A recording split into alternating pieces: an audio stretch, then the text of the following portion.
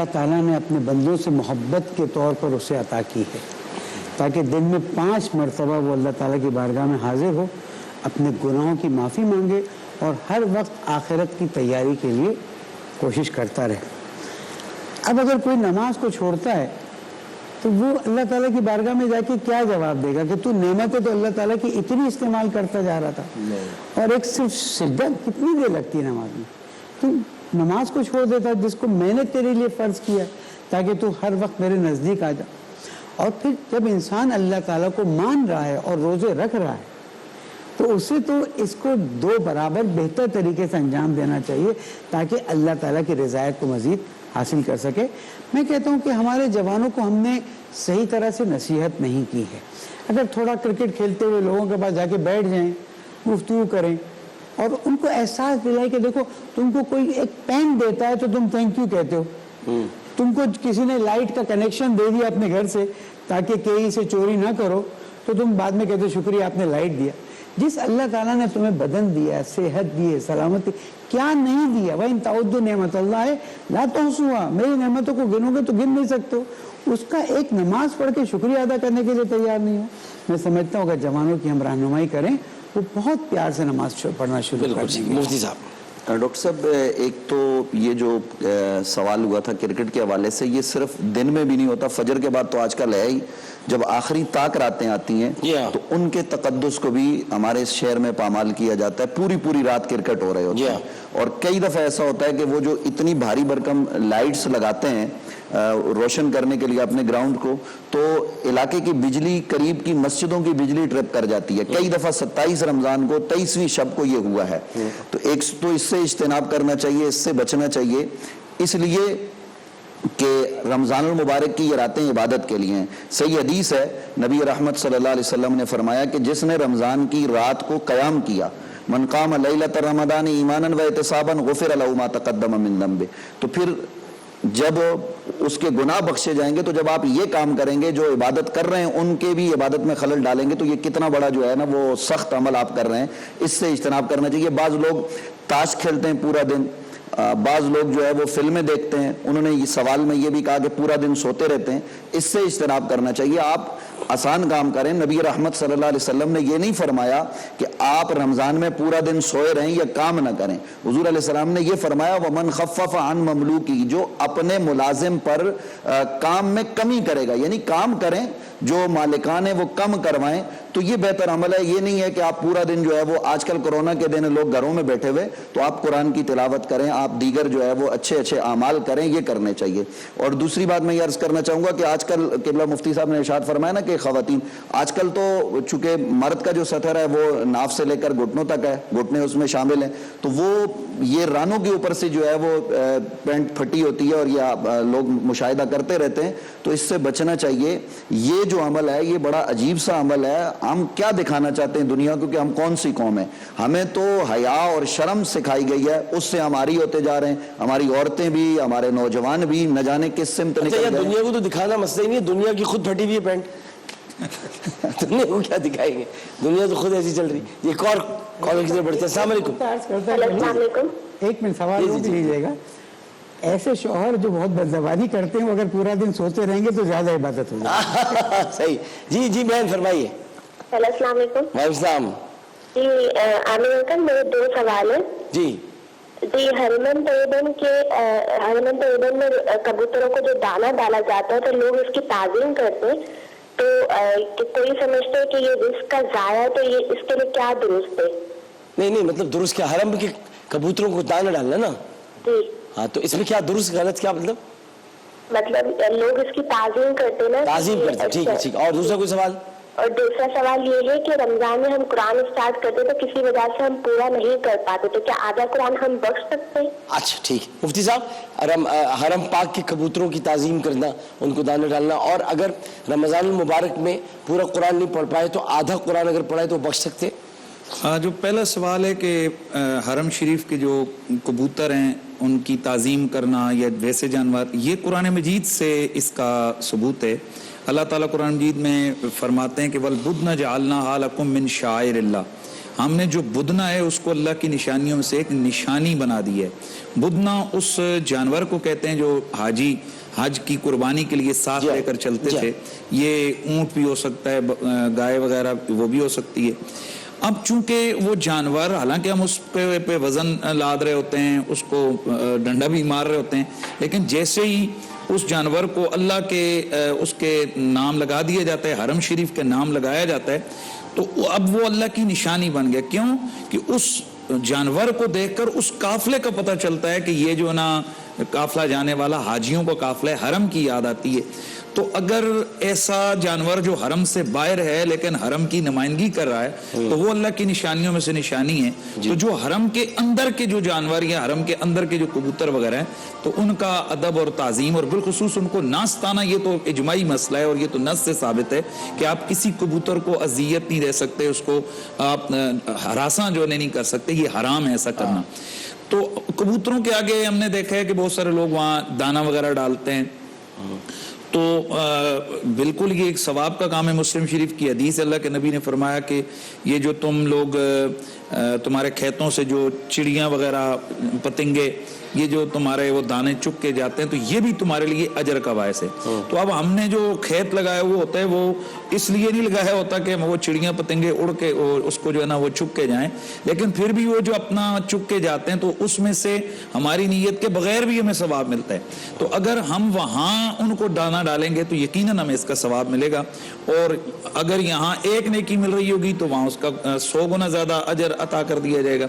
اور دوسرا جو مزے کی بات مجھے کرنی ہے وہ یہ ہے کہ سوال یہ پیدا ہوتا ہے کہ ان کو پروٹوکول کیوں اتنا دیا جا رہا ہے ان حرم کے کبوتروں کو.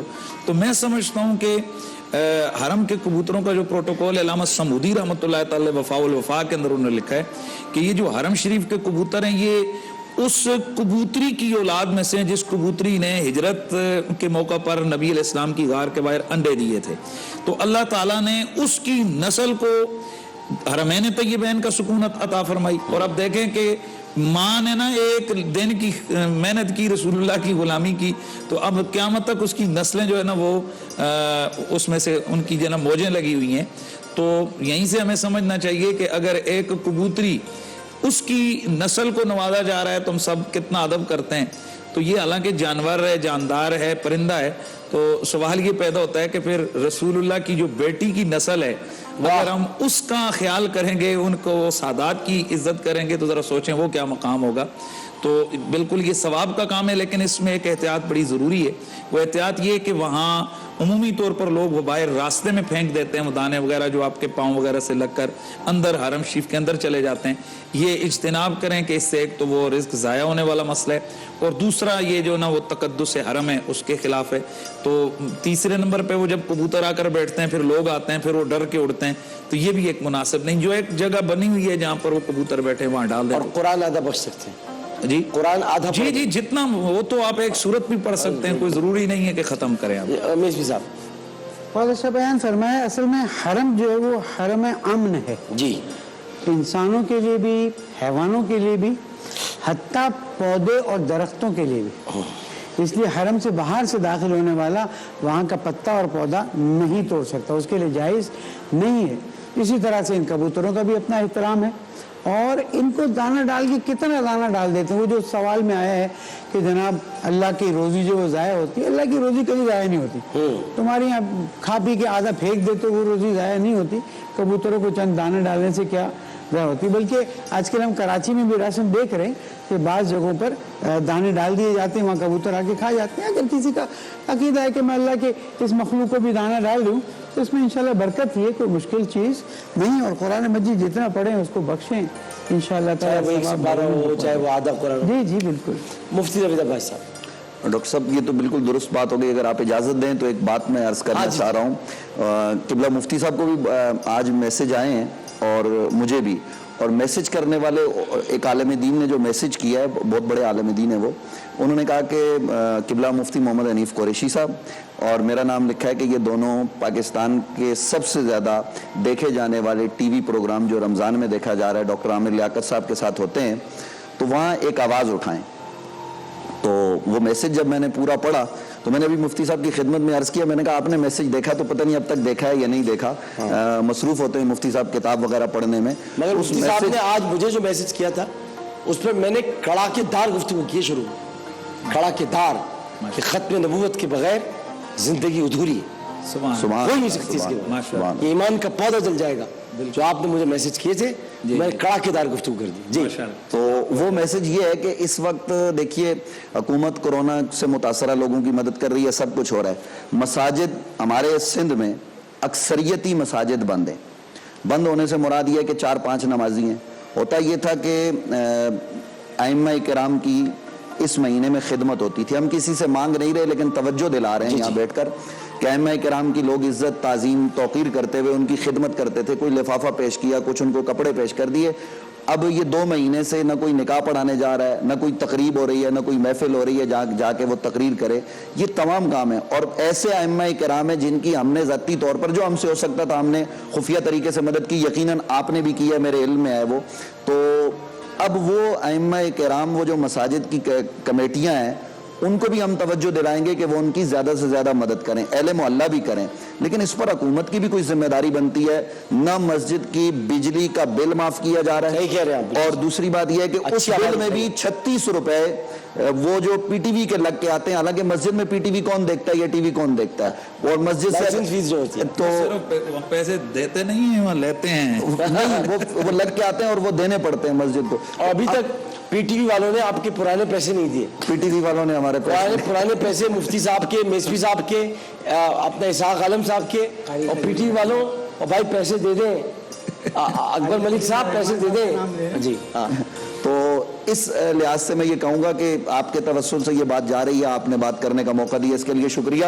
تو علماء کرام, یہ جو مساجد کے ساتھ ہو رہا ہے اس وقت, کوئی ایک سندھ میں ایسی مسجد نہیں ہے جس کے امام صاحب کی کوئی مدد کی گئی ہو.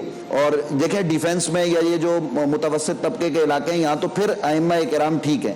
مسجد کے مؤذن صاحب, مسجد کے خادم صاحب, مسجد کے اندر رہنے والے لوگ, اب یقین کیجئے کہ اب لوگ افطاری نہیں دینے جاتے, وہ خود خریدتے ہیں. جو آپ بخوبی جانتے ہیں کراچی کے مضافاتی علاقے ہیں, یعنی اورنگی ٹاؤن ہو گیا, کورنگی ہو گیا, اس کے علاوہ گڈاپ ہو گیا, یہاں جو حالت ہے وہ انتہائی مطلب خستہ ہے. ائمہ کرام اس حال میں بھی, اور میں ائمہ کرام کو بھی کہوں گا کہ دیکھیے آپ پر اللہ کا کرم, لوگوں کو روک دیا گیا ہے لیکن آپ تو مسجد میں آپ نماز پڑھ بھی رہے ہیں, آپ پڑھا بھی رہے ہیں.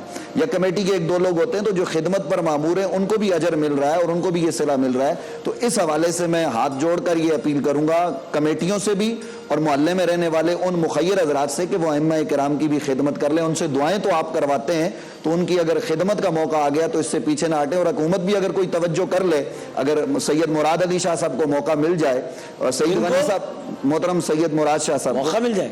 موقع فرقان کی لاش ایمبولینس میں بتا رہے تھے کہ 4 ہسپتالوں میں جاتی رہی ہے, پاکستان کا قابل ڈاکٹر چلا گیا, کہاں موقع. یہاں یہ نہیں ہو رہا ڈاکٹر صاحب, یہ بڑا افسوس جو ہے وہ اس پہ ہمیں ہو رہا ہے. اب کیا کر سکتے ہیں. بہرحال آپ نے اپنی آواز پہنچائی ہے, ہم نے پی ٹی وی کی آواز پھر بلند کر دی ہے تاکہ یہ کہ اب تک پہنچا. پی ٹی وی کے ایم ڈی صاحب سے میں گزارش کروں گا کہ علماء کرام کے پچھلے سال کے پیسے جو پی ٹی وی کے تھے اب تک ان کو نہیں دیے گئے, لیکن ان کا صبر اور ضبط دیکھیے کہ خاموشی. میں نے 2 دفعہ مفتی صاحب کے حوالے سے رابطہ کیا تھا اپنے طور پر نا, چونکہ مفتی صاحب کو ظاہرہ بیچ میں رابطے کے طور پر ہوتا ہوں, تو وہ جو یہاں کے ان کے ہیں وہ مفتی صاحب پتہ ہے یہ پیسے ذاتی نہیں, مفتی صاحب ان پیسوں کو اپنے مدارس کے جو وہاں پر اساتذہ ہیں ان کی تنخواہ اپنے ذاتی پیسوں سے ادا کرتے ہیں. بیچارے یہ اتنے شریف انسان ہیں, ان کے پیسے دے دیں بھائی, میسوی صاحب کے دے دیں.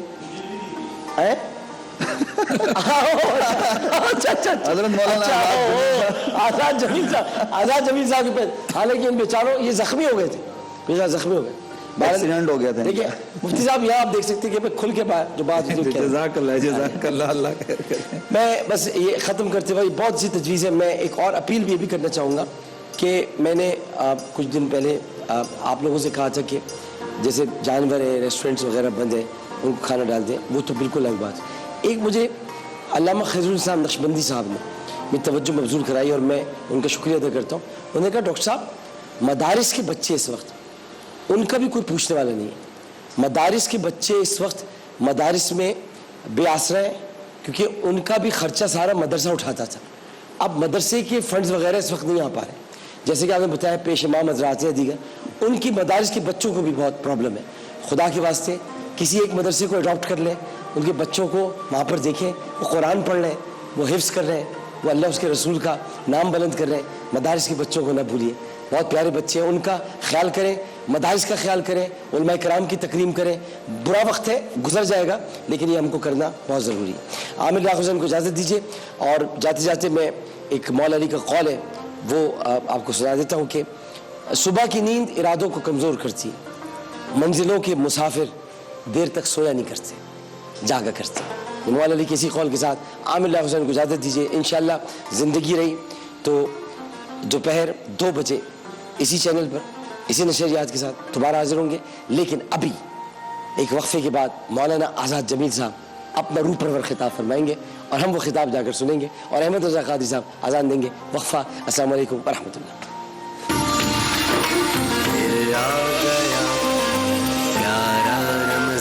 بند کر دو. اللہ اکبر، اللہ اکبر،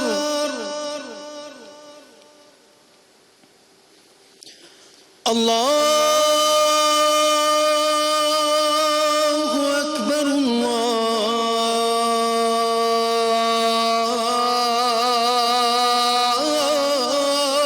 اکبر.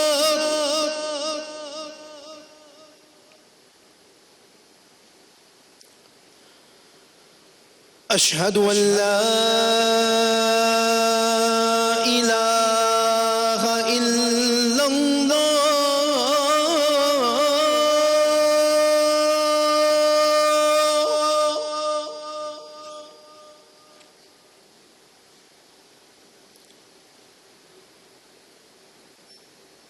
اشہد ان لا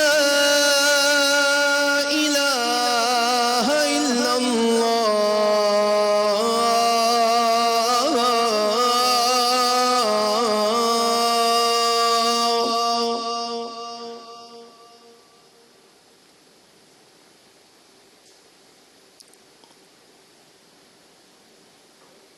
اشہد ان محمد رسول اللہ،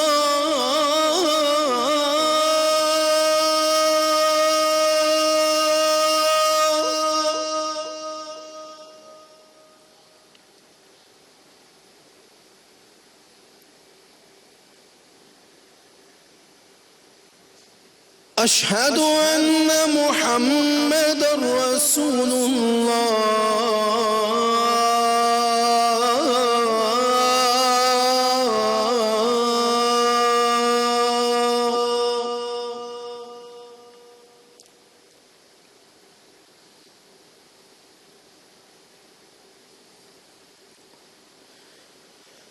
حي على الصلاة،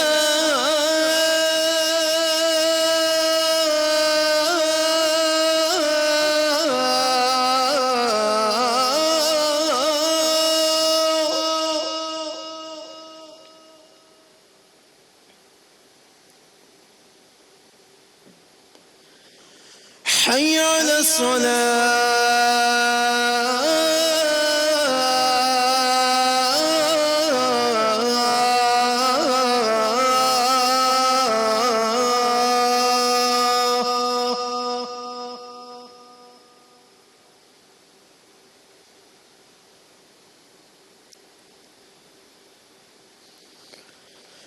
حي على الفلاح.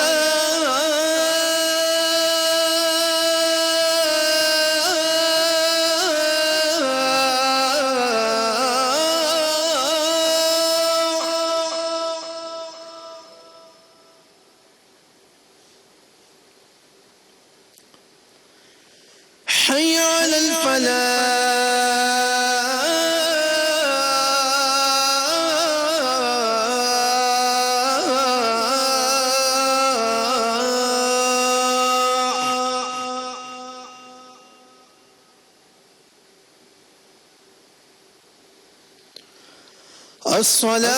الصلاة خير من النوم.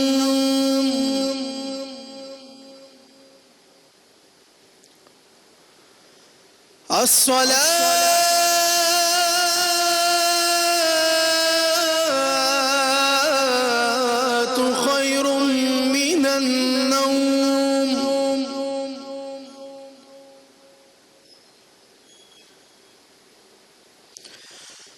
الله أكبر الله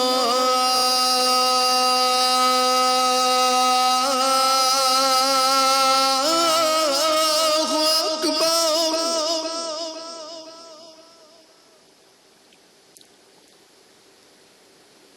لا